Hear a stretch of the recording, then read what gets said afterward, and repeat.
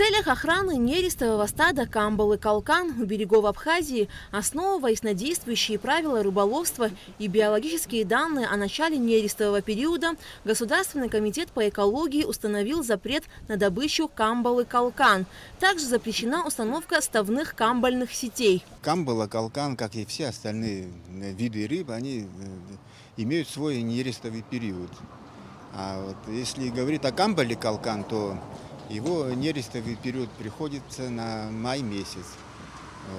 И поэтому, значит, органы рыбоохраны, в данном случае Государственный комитет по экологии, вводит запрет на повсеместный лов камбалы, калкан в территориальных водах Республики Абхазия. И об этом, значит, уже будем сообщать всем рыбакам, чтобы они за это время не ставили сети, не занимались ловом камбалы, калкан. Браконьерство, оно имеет место быть, мы занимаемся, проводим рейды, выявляем нарушителей. Камбала-калкан – самая плодовитая рыба Черного моря. Кроме черноморского есть еще более мелкий подвид – азовский. Рыба может достигать длины 80 сантиметров и веса до 15 килограмм. Взрослые особи, которым уже по 5-7 лет, нерестятся весной на глубинах до 70 метров. Летом уходят на большую глубину, а осенью возвращаются к берегу. Зрелые особи выделяются среди других очень высокой плодовитостью. Некоторые самки мечут до 20 миллионов икринок при среднем количестве 5-6 миллионов. Но не все они выживают, многие погибают от хищников. В акватории Абхазии производят промышленный лов, но орудие лова – это кошельковый невод, который не затрагивает камбалу на глубине моря, говорят экологи. До 2003 года применялось орудие лова донный трал, и потому популяция донных рыб сократилась. Кошельковый невод, он подразумевает лов рыбы в толще воды.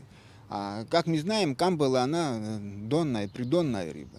Но бывают случаи, прилов камбалы, естественно, попадают, и камбала может попасть, и скаты другие, там морской кот, может быть, морская лиса, там катран, там могут и осетровые попасть. То есть это исключительно прилов. В последнее время, конечно, наблюдается спад численности стада. Это не только камбал, это касается всех видов рыб, вообще всех видов биологических ресурсов. Причины снижения? Причины это, значит, не обязательно, это, скажем так, перелов рыбы, а это на все это влияет несколько факторов. Это загрязнение моря, окружающая среда, то есть рыба, она мигрирует. Приказ Госкомитета по экологии на запрет улова камбалы-калкан в нерестовый период будет способствовать тому, чтобы рыба размножалась без помех. Запрет действует с 1 по 20 мая.